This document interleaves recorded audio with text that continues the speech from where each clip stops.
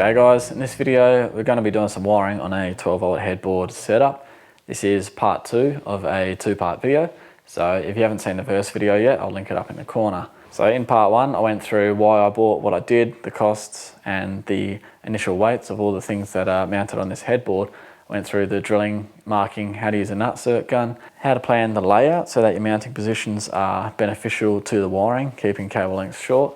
So in part 2 we'll be running cables, terminating cables. I'll explain briefly cable selection and fuse selection and how I calculated the volt drop requirements for each different component of the 12 volt headboard.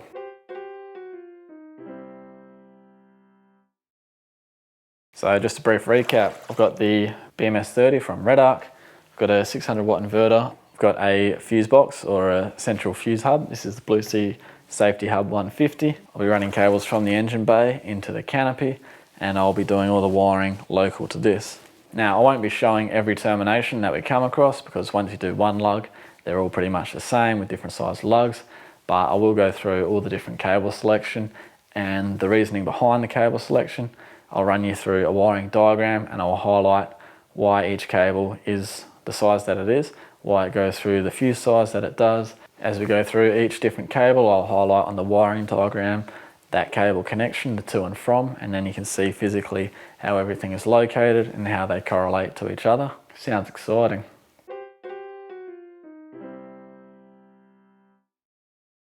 Now in this video I will be discussing volt drop, but I'm not going to go into great detail about what volt drop is. I will link a post down below in the description that explains all about volt drop, all about amps, watts, Ohm's law, how to plan a 12 volt setup. That'll be covered in detail down below. I'll try and keep this video shorter, so I won't go into detail about what volt drop is and how the calculation comes about, but I will be showing some volt drop calculations and just brushing over it quickly because it's very relevant to cable selection.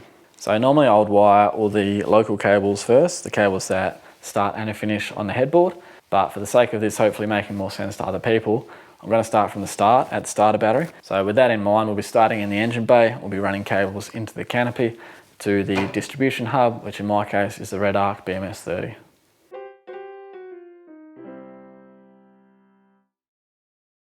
So we've got our wiring diagram, which I'll be displaying on the screen. This has cable sizes and lug size requirements for that. So we're going to be starting from the engine bay. I've already installed a distribution hub in here, which we will be powering the canopy from. That video I'll link up there just in case you want to watch that part. You don't have to follow the circuit diagram. You can wire it any way you want, as long as you're mindful of when you're landing your positives and negatives. So we'll go through that a little bit later, but by doing it from here, it might help make a little bit more sense to people. So that's the intent of starting here. Ordinarily, I wouldn't actually start from here. This would be one of the last connections that I made. So using the wiring diagram, I have all my cable sizes and the lug requirements already written out. All I need to do basically is the physical installment of that. So as far as cable selection goes, I've got 4-gauge cable. I would not recommend that most people go 4-gauge cable. Instructions clearly state that you only need to go 6 BNS. I'll explain why I went with 4-gauge, but it's definitely not a requirement for this particular instance because we're running to a DC-DC charger, and DC-DC chargers can compensate for voltage drop, increase the voltage that they output. That is kind of the point of them. But in saying that, larger cables are still better to a certain point because it means less losses along the cable run. However, this 4-gauge won't actually install into the terminal block on the BMS30 without a special lug. I would recommend just going with 6 BNS cable, and this will be able to terminate straight into the Redarc BMS30. The other small advantage of sticking to 6 BNS is it weighs less and it is slightly cheaper, but those differences are quite small. Now Corrie, we want to protect the cables the entire length. This is non-split Corrie. This is going to be a fully sealed system using dual wall heat shrink or Raychem heat shrink with glue on the inside. We're going to have the cable fully sealed from the engine bay until it gets in the canopy. So there'll be no water ingress, no dust ingress, nothing that can get in and rub between the inside of the conduit and the cable out of sheath and cause any damage that way. It's going to be a fully sealed unit. That's why I've got non-split Corrie. You don't have to use non-split Corrie. It is more expensive and surprisingly difficult to find. Most places just tend to sell split Corrie, but I'm going to go with non-split Corrie for this run because this is feeding the entire canopy. I want it to be as well protected as possible. What that means is you have to run the cable through here. You can't fit this over the cable. You have to run the cable through here and make sure you get everything just right. So for the length of the cable, I just ran out a bit of string from roughly where I want it in the engine bay, underneath the car into the canopy, measured the bit of string with a tape measure, and that is what I got my cables cut to based off that. So just for the sake of understanding the wiring diagram, this cable here, I will overlay the wiring diagram portion of that into the A&L fuse holder, into the Blue Sea Safety Hub 150. Now this Blue Sea Safety Hub 150 is what we will be running our cables off, because this is our distribution hub. So I just want to reiterate that ordinarily, if you were connecting to your main starter battery, you would not land this positive cable. The reason I'm going to lug it and land it is because there is no fuse in here. There is no physical connection from the starter battery to here. That is an air gap. On top of that, even if that fuse was in there, there are no MIDI fuses installed in here. If that A&L fuse was in, that would be a second air gap, a second barrier. So yes, I'm landing cables here, but there is no connection until I install these fuse and this fuse. For the sake of following the circuitry from beginning to end, this is where it starts, goes through a fuse because all your actives should be fused as close as possible to the source. This is where we'll be feeding our DC-DC charger from. This will be fused inside here, so you won't see an inline fuse. The fuse is in here. It connects to here, and this is a negative buzz bar. We'll be connecting our negative cable to here. As far as the cable run goes, it will drop down there.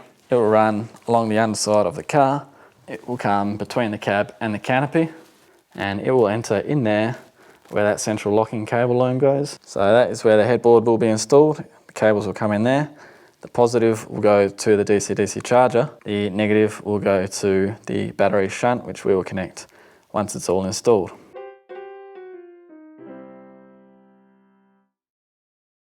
So cable selection, how did I come to choose 4-gauge cable instead of 6-gauge cable? Now I'll show you the volt drop calculation on the screen. I'm not going to go into detail about how the calculation is done. For more info on that, you can read the post in the description. By running out that bit of string, that gave me the length, and then doubling that gives me the return length. So that's the total length of your positive and negative cables. Now that for me is the circuit length, because I'm running a negative cable back to the starter battery. I'm not connecting to the chassis somewhere. So we've got the length of the cable times the current. That can be found from the documents, which state that the Redarc BMS30 can draw up to 50 amps. So we input that, we input the length. Now resistivity of copper, I've gone for a 40-degree rating. So for this calculation at 20 degrees for copper, you would use 0.0172, but it goes up 0.393% per degrees of Celsius above 20 degrees Celsius. At 40 degrees Celsius, that gives us 0.0185. That is what I'm going to be using. I think that's a more reasonable base to base everything off when you're traveling around Australia. It gets very warm, especially through engine bays and on the underside of cars where you got your transmissions, your diffs, bitumen itself. I use 40 degrees Celsius as the base instead of 20, just because we live in Australia and it's hot. Now with volt drop, we normally aim for less than 3% of volt drop. Using the recommended 6BNS cable, we get 50 by 10 by 0.0185 is 9.25. We divide that by 13.3. So that is a volt drop of 0.695 volts. Divide that by 13 times 100. That'll give us 5.35% volt drop. So that is the reason that I upsized to 4-gauge. 4-gauge cable is 21.1 millimeters squared. So if we redo that calculation with 9.25 divided by 21.1, we get 0.438 volt drop. Divide that by 13, times it by 100, and we have about 3.37% volt drop. So we're a lot closer to that target rate of 3% volt drop. Ordinarily, you could go even larger again, but with this being a feed to a DC-DC charger, the efficiency is important because you have less losses, but the volt drop is not going to affect the actual performance of the DC-DC charger and the way that it charges your auxiliary battery. And that is how I came to this cable size. So with that in mind, we'll run this in.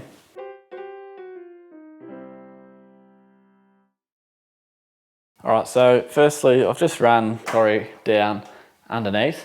I am going to have to pull it back out again, but because it's one length, I need to make sure I get the cut just right. So there's enough to do both the positive and the negative cables. So I've run it underneath, I'm ready to cut it, then I can run the cables through. do my dual heat shrink on either side, drill the hole in the canopy entry, gland it and feed the cable into there. I'm not going to show you every termination, but I'll just show you this one. Every other termination is basically the same. You just use a different size lug and crimp. 4-gauge cable is 21.1 mil. We have 25 mil lugs, M8 hole, because that is the termination requirement that these will be landed on. Stripping these, cocky beaks work well, otherwise Stanley knife. The easiest of all is probably a cable stripper. So for these particular cables, we'll be putting dual heat shrink over the cables, over the conduit. That will create a seal from here to here. That means this non-split corrie will be sealed the entire way. There's glue, there's like a resin on the inside of this heat shrink that will provide waterproofing along the cable and along the conduit. On top of the lug, we will put color-coded heat shrink, just regular heat shrink. It goes over there. I like to do double the length of the barrel. Boop. Because this lug is small, we can slide this over later, but that's something to keep in mind. If you're working with different size heat shrinks, sometimes the lug won't fit through the heat shrink. With this smaller heat shrink that we're going to put to cover the lug barrel, it does just fit, but you have to force it. Frustrating to try and get it through, so it's easy to just slide it over the cable before you terminate. Now you want to strip the length of this barrel, if not slightly longer. You want the cable coils butted right up to this opening.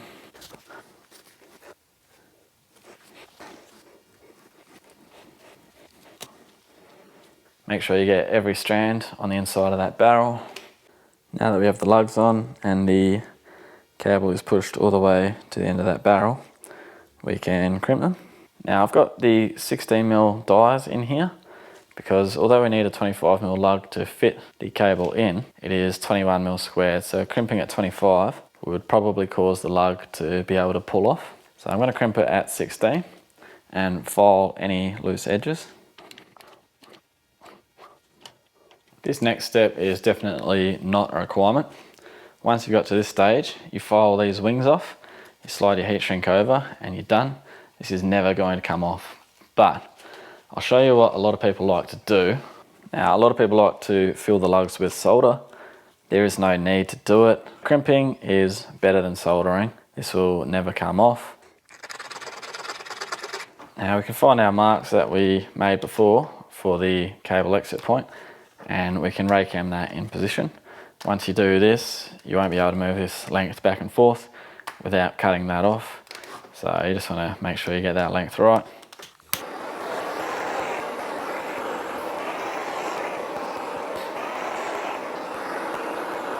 So you can see the glue just coming out the end of the heat shrink here. That's a waterproof seal from front to back. Now we can run these in, land them, and we'll start tying them towards the back of the car. Now I've run these in, I'm going to land them because there's no fuses in here. The M8s on the Blue Sea Safety Hub 150 can be torqued to 20 Newton meters. It's worth torquing to make sure you got the best connection possible. Now to complete the waterproofing, I've cut these conduits to the length that I want just before they enter the canopy.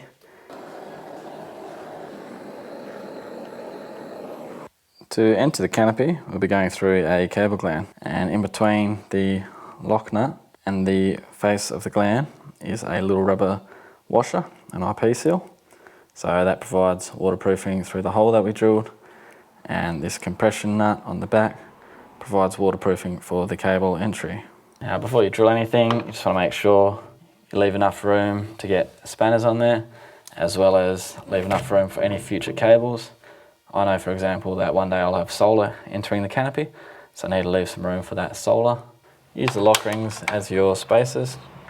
Make sure you give yourself enough room.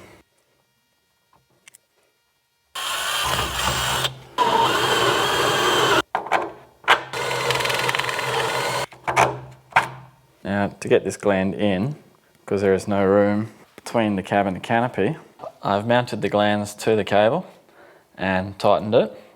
So when I get it in here, it won't spin when I tighten the lock nut. It's the only way I can think to do it because I can't get my hand in there properly.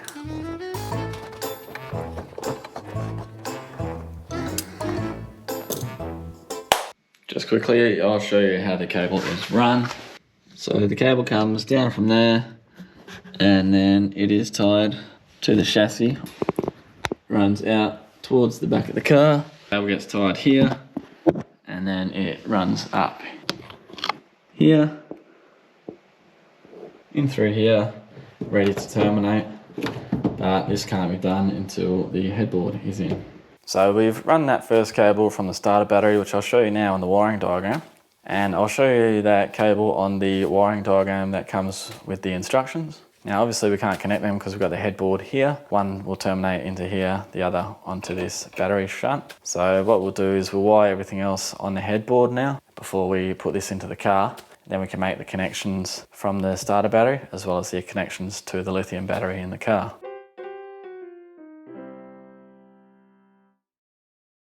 Outgoing from the BMS30, we will have a cable that charges the lithium battery. The outgoing charge is fused, so this is limited to 30 amps. I've selected 8 gauge cable for that. You can use that 8 gauge cable on the output to feed the MIDI fuse. So we've got 8G cable here, not very thick. This equates to about 8.3 mil. The Redarc terminal block, we don't need a lug. What we've got here is this cable, which I'll overlay on the screen, through a 40 amp MIDI fuse. And then I've just left the remaining length, which is due to go to the battery, to charge the battery. I've got the fuse on the bottom, then the lug, and then the nut. That is just following the diagram on the instructions. Now we have the negative cable dropping behind the headboard, coming back out onto the battery sensor, as per the wiring diagram. With the Redarc instructions diagram, you'll see that it goes to ground or earth. So that to me is the battery sensor, because this cable we ran from the starter battery is our ground connection through the front of the car. Before we worry about volt drop, you just want to make sure that your cable can carry the amperage. So this will output 30 amps. The 8 gauge can handle about 73 amps worth of current. Now we go into the volt drop calculation, and you'll see here, because the cable run is so short, as opposed to the one that went to the canopy, this is a lot shorter. We have a really small volt drop here. This will equate to about 1%.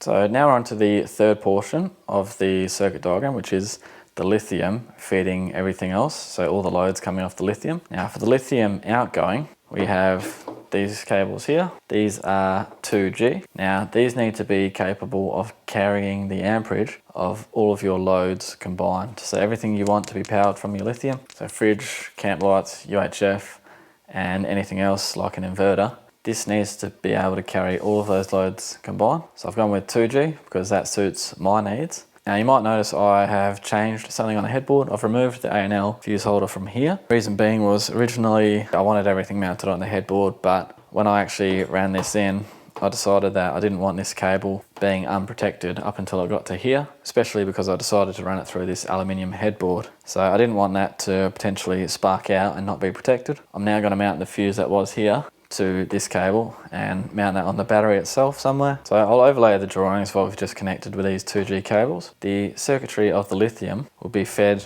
through this active into this distribution hub. All of my loads will come out of here. So this will be supplying everything else.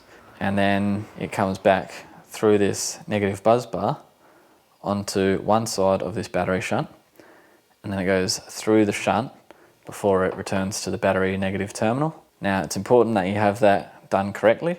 As we can see on this diagram with the Redarc instructions, all of the load connections get made to the ground and the B neg is exclusively for the battery negative. The reason being is if we had this neutral cable link going to here, this would not be able to sense what all the loads are doing. So you wouldn't have the correct information going to your battery management system. So at the moment we're just doing the electrical connections, but I will be connecting these data feeds as well. They're pretty easy, they just get hooked into either side of the can on the BMS30. So these cables are really short and really big, so obviously volt drop's not going to be an issue, but I'll run you through the calculations as well as the current carrying capacity against my estimated total amount of loads. This cable is very much oversized and it's very safe. Next we'll be doing the inverter feed.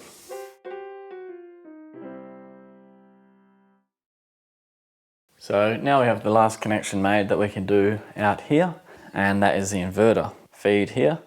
This is fused in here, 70 amp MIDI. The reason I've gone 70 amp is because 600 watt inverter can draw about 50 amps at maximum load. The 70 amps is well below what this cable can carry, so that will blow well before the cable will.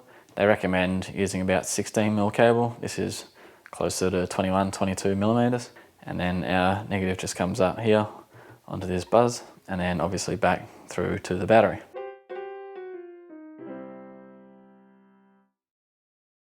What I'm going to do now is flip this, try mount some sticky backs on the other side, see if I can tie the cables in on the back. We'll run in these data cables. There's one here and one that connects to the back of the Redvision. They will come out here, and I'll try and tie these somewhere on the back with some sticky backs. All of these M8s I have torqued to 20 Newton meters. I'm just going to put some sticky backs on. We'll see how well they go. I'll give it a quick clean. Try and tie these down. This comes from the back of the display unit.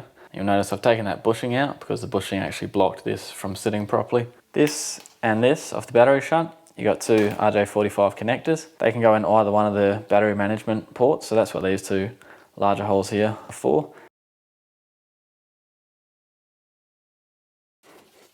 Redvision display, just run the cable over and it connects into the can on the BMS30.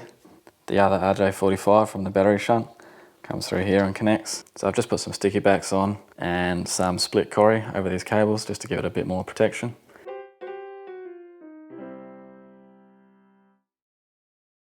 Now we've got the headboard in position, it just needs to be raised when it finally gets mounted. We have the cables that will be going to the battery. So that includes this one from the shunt, the feed to charge it, the outgoing from the lithium to the loads, and the battery negative.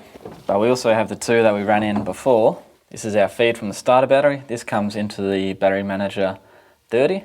This cable is dead at the moment because we don't have fuses in the front. Now this negative, you might be wondering why I ran this. It's because the resistance of copper is better than what you get when you connect to steel on the chassis. I didn't want to connect to the chassis because you can get bad connections, whereas this will be a really good connection. When we look at the Redarc instructions, you'll see all the negatives go to ground. This essentially is ground. This will be connected to the chassis back through the front of the car, but for the purposes of what it's doing here, it is going to land on the battery shunt. So this will be the ground connection for the battery management system that is connecting to ground, as well as the eventual solar when that needs to connect to ground. I'm going to leave the full length on these. And the reason is so that when I need to take the headboard off, I can do what I've done here. I can take it off and lay it down, and I'll have enough length on these cables. Okay, so everything's lugged here. It is time to land everything and put all the fuses in so we have a complete circuit. Now if we look at the instructions, they ask you to fit off this connector before you connect it to the main unit. So that's all fit off. We can just plug that in and then screw these in to secure it. Now in regards to fitting this, they ask that the output is connected first. That's the one that outputs and charges your lithium. Then your chassis connection, which is this one, internal block number 3. And then the last thing to be connected to be your DC input. So this is landed in here, but to actually connect it, we will have to put a fuse in at the front. Now the order that I'm going to do this is, I'm going to go pull the negative from the starter battery, put all the fuses in. At the end I'll land the negative to the lithium, and then I will land that negative, and then we will put this connector in, and we'll see if everything works.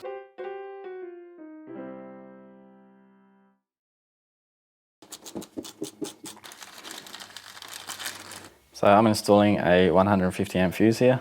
That 150 amps is to allow for 40 to 50 amps to the DC-DC charger, possibly a compressor one day, and then a bit of lighting at the front here. The cable that feeds this can handle well over 200 amps, so one day if this is insufficient because I add more lighting to the front, I can upsize this with this same cable in place.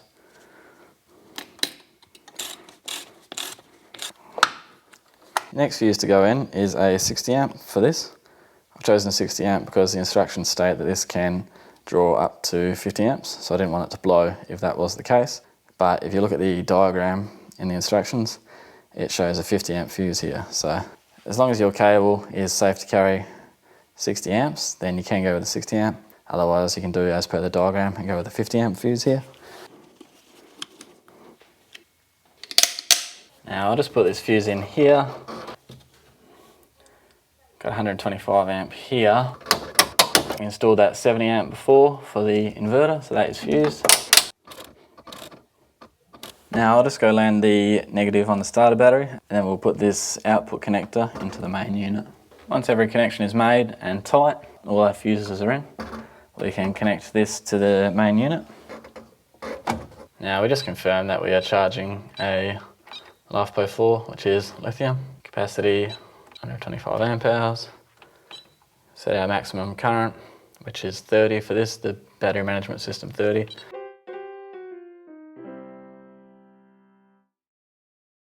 So the final look here at this little section that we did, we've got the sensor cable into the shunt. This battery negative goes to the B-TEC side of the shunt, and that's the only cable that lands there. Everything else comes to the other side. We've also connected the outgoing through a fuse. This is the fuse that used to be up there. I've moved it to here, so this cable is now protected from here on out. And that comes up through here, supplies the DC hub. DC hub obviously supplying the inverter. And then we have the cables from the front of the car. One coming onto here, which is working as our ground. So all our ground connections connect to here. This is the return path to the battery negative. And this other one is our ground connection to the DC hub itself. The DC hub has your two data cables. These go either way, it doesn't matter. One goes to the Redvision display, the other comes off this shunt. And then obviously we have our output fused, and that is what is currently charging this battery. So that's all our connections from the front and onto the lithium. Now there are some things that I do plan on changing. Next time I have the headboard off to wire any lights or anything like that, I'm actually going to chop this 4 gauge, do an inline joint behind here, and then I'm going to run 6 gauge into here. And the reason being is just so it terminates better. Although I do have a 35mm pin lug there, I'd rather drop that to 6 BNS so it goes in the terminal block a bit better. Next time I need to put anything through this headboard, I'll probably lean towards nylon snap-in bushings. These grommets are a pain to put in and they can perish eventually with all the heat.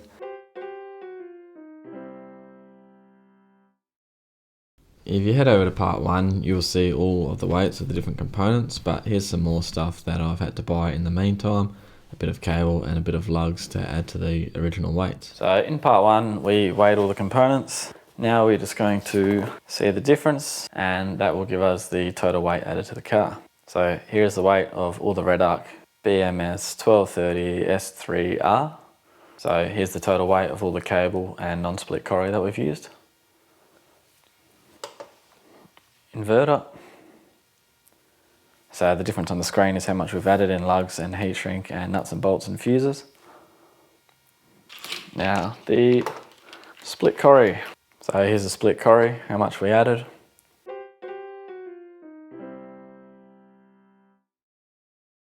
Okay, so that is it for the BMS30.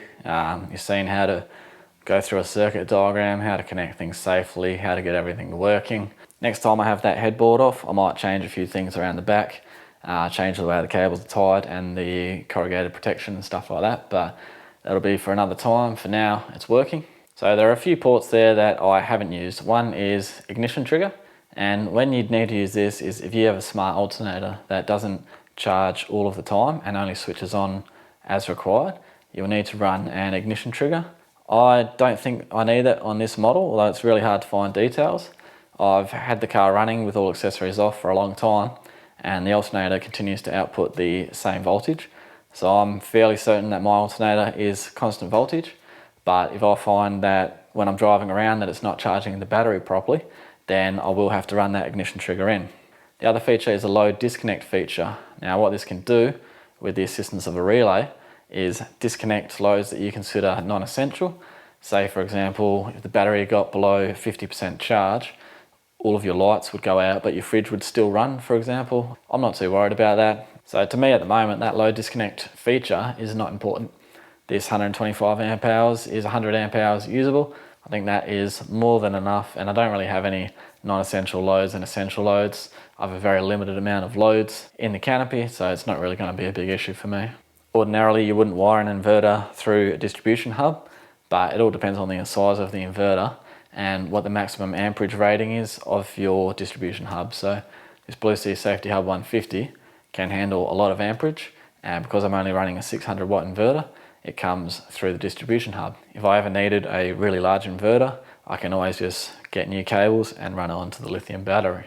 So all the main components, the costs were covered in part 1, but just quickly I'll put on the screen here, it'll just be how much I paid for nuts and bolts and lugs, and all this stuff sort of adds up. So it's not just the components themselves like a DC-DC charger, an inverter and a battery.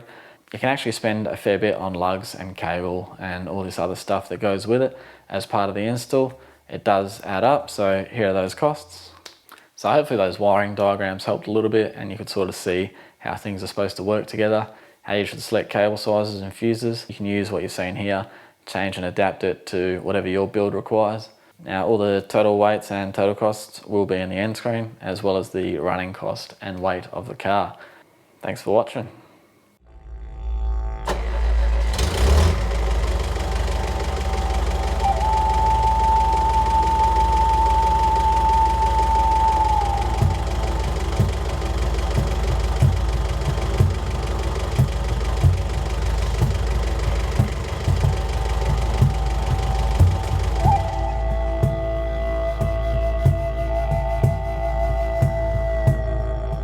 This is part 2 of a video. What are we doing? ENERDRIVE, blah blah blah. You can buy what's doing the wiring? The wiring. But hopefully following the electron flow, don't get too complicated. Keep it simple. Reasonable black. Adapting and changing the information, you should be able to help a dolphin from drowning.